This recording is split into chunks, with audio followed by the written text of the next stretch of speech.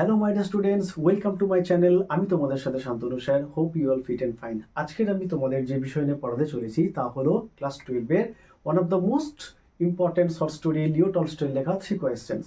তো 3 কোয়েশ্চেনে Leo Tolstoy কি বলতে চেয়েছে আমি তোমাদের এটা আলোচনা করতে যাব। তো আমি আমার শিক্ষকতা জীবনে দেখেছি অনেক স্টুডেন্ট বলে স্যার এটা একটু কঠিন লাগে বা এটাকে এখান থেকে আমি প্রশ্ন করতে পারবো না।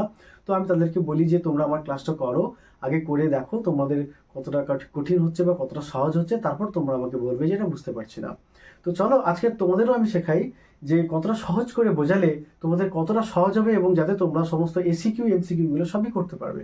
তো গল্পটি শুরু করার আগে আমি এটুকু বলতে চাই যে প্লিজ তোমরা শেষ পর্যন্ত আমার ভিডিওটি দেখো।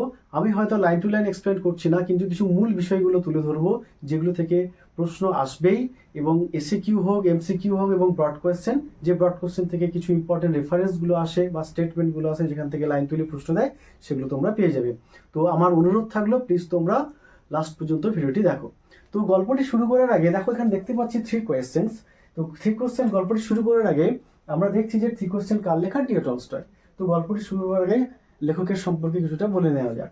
তো লিও টলস্টয় একজন রাশিয়ান রাইটার যার ওয়ার্ল্ড ওয়াইড ফেমাসিটি ছিল। ওয়ার্ল্ড ওয়াইড ফেমাসিটি মানে কি? বিশ্বজুড়ে যার একটা খ্যাতি ছিল সাহিত্যিক জগতে। তো তিনি অনেক নোবেল শর্ট স্টোরি লিখেছিলেন, তার মধ্যে উল্লেখযোগ্য কিছু নোবেল হলো ওয়ার এন্ড পিস এবং অ্যানা ক্যারেনিনা বলে। তিনি তার সাহিত্যিক জীবনে যাদের দ্বারা ইনফ্লুয়েন্সড হয়েছিলেন, প্রভাবিত হয়েছিলেন, তো তারা হলেন ভিক্টর হুগো এবং চার্লস ডিকেন্স। তো এটা হলো লিও টলস্টয় সম্পর্কে আমরা কিছু জানলাম, এর থেকে আর কোনো জানার দরকার নেই। তো এইবার আসি 3 কোয়েশ্চেনের কি মেসেজ তিনি কনভে করেছেন। দেখো, তো 3 কোয়েশ্চেনের যে মটো বা 3 কোয়েশ্চেনের যে মূল বিষয়বস্তু লিও টলস্টয় বলেছেন, যে একটা কোটেশন এখানে আমরা না বলেই পারছি না, যে the true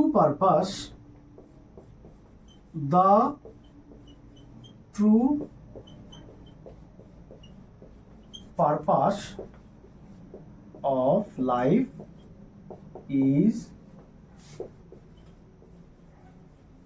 to help others। যে আমাদের জীবনের সঠিক উদ্দেশ্য হলো, আমাদের জীবনের সত্যিকারের উদ্দেশ্য হলো যে অপরকে হেল্প করা।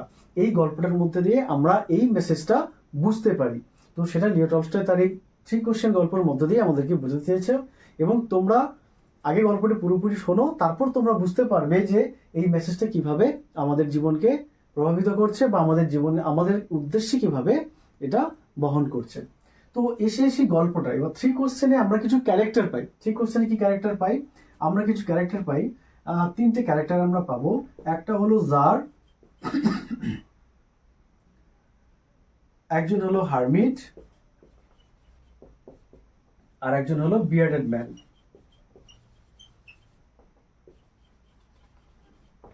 দেখো, জার, হারমিট, বিয়ার্ডেড ম্যান, এই 3টে প্রমিনেন্ট ক্যারেক্টার আমরা পাই এই গল্পতে। তো এবার গল্পতে চলে আসি না। জার কাদের বলা হতো? না, জার বলা হতো 1917 খ্রিস্টাব্দের আগে, 1917 খ্রিস্টাব্দের আগে, বিফোর 1917 রাশিয়ার সম্রাটদের বা রাশিয়ার এম্পায়ারদের বলা হতো জার। এখন আর বলা হয় না, কিন্তু 1917 খ্রিস্টাব্দের আগে।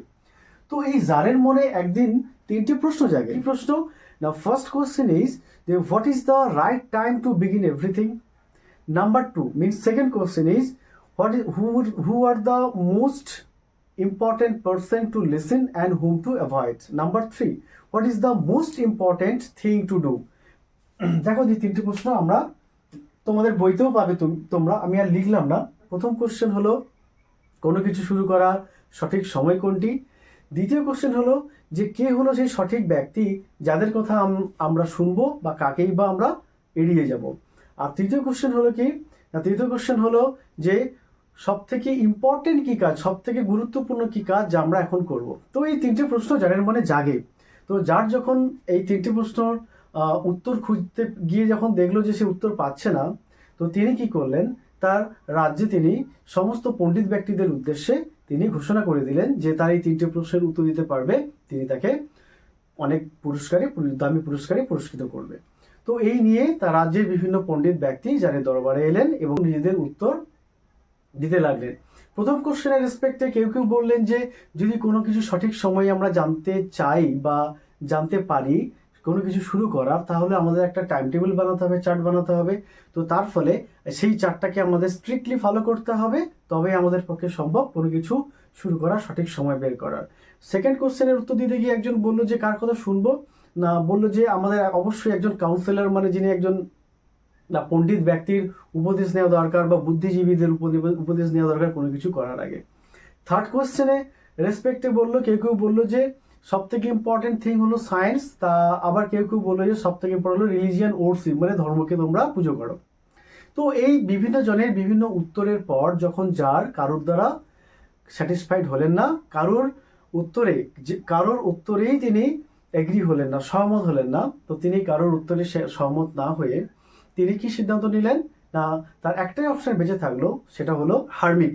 না হারমিট এই গল্পে তিনি তার উইজডমের জন্য বিখ্যাত, জ্ঞানের জন্য বিখ্যাত। হারমিট মানে তোমরা জানো যে সন্ন্যাসী, যে কিনা একটা সাধারণ লাইফ লিড করে, বা যে যারা কোনো বিলাসিতা ভোগ করে না বা বিলাসবহুল জীবনযাপন কাটায় না, সেই হারমিট থাকতো, জঙ্গলে বাস করতো একটা কুটিরে, এবং সেই হারমিট তার উইজডমের জন্য, উইজডম মানে জ্ঞান, তার জ্ঞানের জন্য সে ভালোভাবে পরিচিত। তো যার সিদ্ধান্ত করলো সে হারমিটের কাছে যাবে। তো হারমিটের কাছে যাওয়ার আগে আরেকটা কথা বলি, না হারমিট কিন্তু সাধারণ মানুষ ছাড়া কাউকে অ্যালাউ করতেন না। তাই যার সিদ্ধান্ত নিলেন যে তিনি হারমিটের সঙ্গে যখন দেখা করতে যাবেন, তার কাছে পৌঁছানোর কিছুক্ষণ আগে তিনি তার অরিজিনাল আইডেন্টিটি, মানে আসল পরিচয় তিনি গোপন করে যাবেন, এবং ওই সাধারণ মানুষের পোশাক পরে তিনি রাজার পোশাক ছেড়ে দিয়ে তার অরিজিনাল আইডেন্টিটিটা গোপন করে তিনি যাবেন।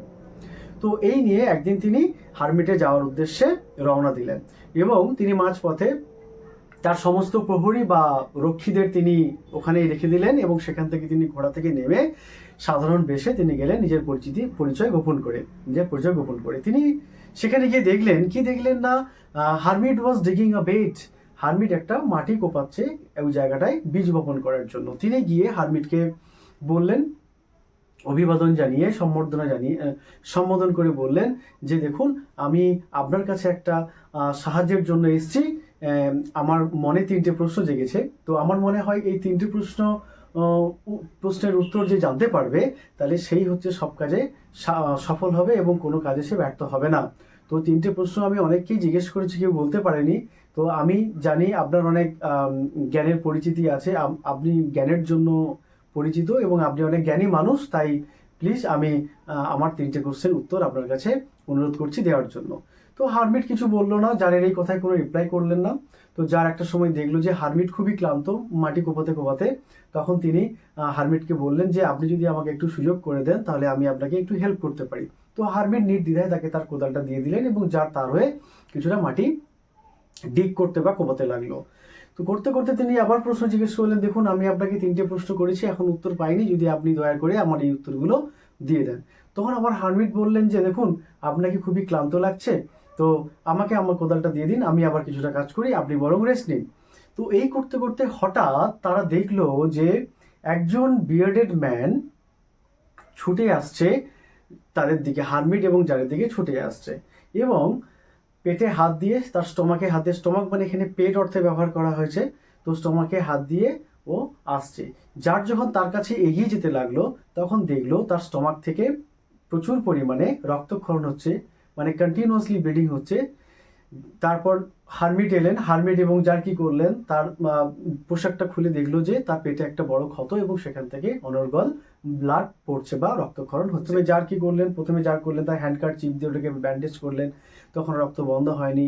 হারমিট তার টাওয়েলটা দিলেন, টাওয়েলটা দেওয়ার পর তারা আবার ব্লাডটাকে মুছে নিয়ে আবার রিব্যান্ডেজ করতে লাগলেন, এগেইন রিব্যান্ডেজ করতে করতে আবার মুছে আবার ধুয়ে নিলেন, আবার ধুয়ে আবার রিব্যান্ডেজ, এরকম এগেইন বারবার ধরে রিব্যান্ডেজ করতে করতে তো একটা সময় ওন্ডেড ম্যানের ওই ক্ষতস্থান থেকে রক্ত পড়া বন্ধ হলো, এবং তারপর বললো একটু জল চাইলো বিয়ার্ডেড ম্যান, এবং বিয়ার্ডেড ম্যান জল চেয়ে কি করলো, সে অজ্ঞান হয়ে গেল।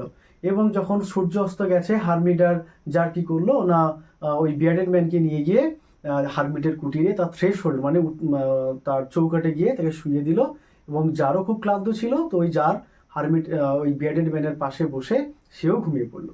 হঠাৎ করে যার চোখ খুলে দেখে না, ওই বিয়ার্ডেড ম্যানটি আবার হোঁশে ফিরে এসছে, বা তার জ্ঞান ফিরে এসছে, নিয়ে সে জারের দিকে তাকিয়ে আছে। এবং জার যখন তার দিকে তাকালেন তখন তিনি বললেন যে ফরগিভ মি, বলতে জার কোয়াইট সারপ্রাইজড, কোয়াইট শকড। কেন না, হঠাৎ করে যদি কোনো কারণ ছাড়াই তোমাকে যদি বলে যে আমাকে ক্ষমা করে দাও, ফরগিভ মানে ক্ষমা করা, তোমরা জানো যে ক্ষমা করে দাও, তাহলে তখন কি হবে, তুমি তো স্বাভাবিক শকড হয়ে যাবে। তো জারও তেমন শকড হয়ে গেছিল। তো তারপর বিয়ারিয়ন বললেন যে ইউ ডোন্ট নো মি, আপনি আমাকে চেনেন চেনেন চেনেন না, কিন্তু বাট আই নো ইউ, আমি আপনাকে চিনি।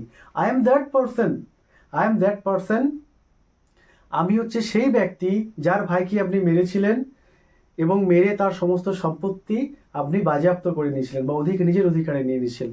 তো আমি সেই ব্যক্তি যার যে তার ভাইয়ের শোকে নিজেকে প্রতিজ্ঞা করেছিল যে আপনার উপর প্রতিশোধ নেব বা আপনার উপর একটা রিভেঞ্জ নেব। তো এই নিয়ে আমি খবর পেলাম যে আপনি একদিন হারমিটের সাথে দেখা করতে যাচ্ছেন। তো আমি এটা প্ল্যান করলাম, প্ল্যান করে কি ভাবলাম যে আপনি যখন হারমিটের সঙ্গে দেখা করে ফিরবেন, সেই আপনার ফেরার পথে আপনাকে হত্যা করব। তো এইভাবে আমি ওয়েট করছি। এবার দিন গড়িয়ে যায়। যখন ওয়েট করতে করতে ধৈর্য হারিয়ে ফেললাম, তখন আমি আবার ঝোপঝাড় থেকে বেরিয়ে আসি।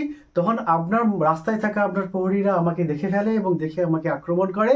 তো তারাই আমাকে এই তাদের আক্রমণে আমার এই ক্ষতটা হয় এবং তারা আমাকে আহত করে। তো আমি হলাম সেই ব্যক্তি যে কিনা আপনাকে মারতে চেয়েছিল, আর আপনি সেই মানুষের প্রাণ বাঁচালেন।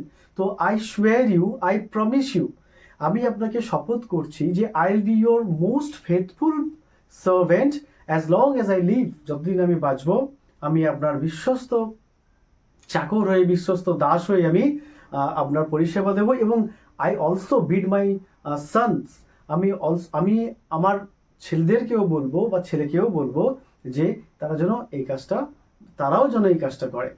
তো এই বলে বিয়ার্ডেড ম্যানটি কি করলো, প্রতিজ্ঞা করলো জারের কাছে। এদিকে যখন দেখলো জার যে তাদের মধ্যে যে এনিমি সম্পর্কটা, তাদের শত্রুতার যে সম্পর্কটা, তারা বন্ধুত্বে পরিণত হয়ে গেল। তো তারপর জারও খুশি হয়ে বলল যে হ্যাঁ, আমি আপনাকে কথা দিচ্ছি, আপনি যখন আমাকে প্রমিস করলেন যে আপনি আমার বিশ্বস্ত দাস হয়ে থাকবেন এবং এই একই কথা আপনি আমার ছেলেকেও আদেশ করে যাবেন, তো আমিও আপনাকে প্রমিস করছি যে আমি আমার যে চিকিৎসক তাকে দিয়ে আপনাকে সেবা শুশ্রূষা করে ভালো করে তুলবো। এক নাম্বার 2, যে আমি আপনার ভাইকে হত্যা করে যে সম্পত্তিগুলো আমি আমার অধিকারে নিয়ে নিয়েছিলাম সেগুলো আমি ফিরিয়ে দেবো। এই বলে তাদের মধ্যে শত্রুতা ভাবাপন্ন থেকে বন্ধুত্বপূর্ণ মনোভাব তৈরি হয়ে গেল এবং তাদের মধ্যে বন্ধুত্ব তৈরি হলো। এইভাবে বেটেড ম্যান ওখান থেকে চলে গেল। তারপর সেই 3 কোয়েশ্চেন্স, যে 3 কোয়েশ্চেন্সের জন্য জার হারমিটের কাছে এসেছিলেন, সেই 3 কোয়েশ্চেন্স আবার জারের মনে পড়ে গেল আবার। তো তখন তিনি হারমিটের দিকে ঘুরে দেখলো যে হারমিট বীজ বপন করছে, সামনের দিকে ঝুঁকে হাঁটুর উপর কোনোই ভর দিয়ে যে গতকাল মানে তার আগের দিন যে ভাগটা খনন করা হয়েছিল সেই জায়গাটায় বীজ বপন করছে।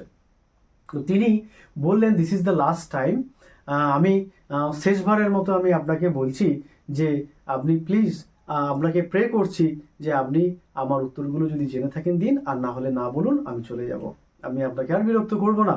তখন হারমিট বললেন যে you have already been answered, যে আপনি অলরেডি উত্তরটা পেয়ে গেছেন। তো তখন যার তো বুঝতেই পারলেন না, এবার হারমিট তাকে এক্সপ্লেন করছে, বিশ্লেষণ করছে যে কিভাবে তিনি তার উত্তরটা পেয়েছেন। দেখো, বলছে যে তুমি আমার কাছে এসছো বা আপনি আমার কাছে এসছেন 3টে প্রশ্নের উত্তর জানার জন্য। যখন আমি দিইনি, আপনি ওয়েট করেছিলেন এবং আমাকে দেখেছিলেন পরিশ্রম করতে এবং আমার উপর সহানুভূতিশীল মনোভাব নিয়ে আপনি আমাকে হেল্প করেছিলেন, ফলে আপনার দেরি হলো, আপনি যাননি। যদি আমাকে না হেল্প করে আপনি যদি পথে ফিরে যেতেন, তাহলে আপনাকে মারার জন্য যে লোকটি ঝোপের মধ্যে লুকিয়েছিলেন সে আপনাকে অ্যাটাক করতো। তাহলে আপনি ওই সময় রিগ্রেট করতেন, যে অনুতাপ করতেন যে কেন আমি হারমিটের সাথে থাকলাম না বা কেন আপনি আমার সাথে থাকেননি। তো সেই যে আমার জন্য আপনি হেল্প করেছেন, আমাকে আপনি যে হেল্প করেছেন, আমার কষ্টে আপনি সহানুভূতি দেখিয়ে আমাকে যেমনি হেল্প করেছেন, করেছেন, যখন আপনি আমাকে হেল্প করেন, যে আপনি যখন আমাকে হেল্প করার জন্য মাটি কোপাচ্ছিলেন, তখন সেটা হলো আপনার সঠিক সময় কোনো কিছু করার। আর আমাকে আপনি হেল্প করছিলেন, তাহলে I am the most important person, আমি হলাম সেই গুরুত্বপূর্ণ ব্যক্তি, যাকে আপনি কনসেন্ট্রেট মানে মনোযোগ দিয়েছিলেন, যাকে আপনি গুরুত্ব দিয়েছিলেন।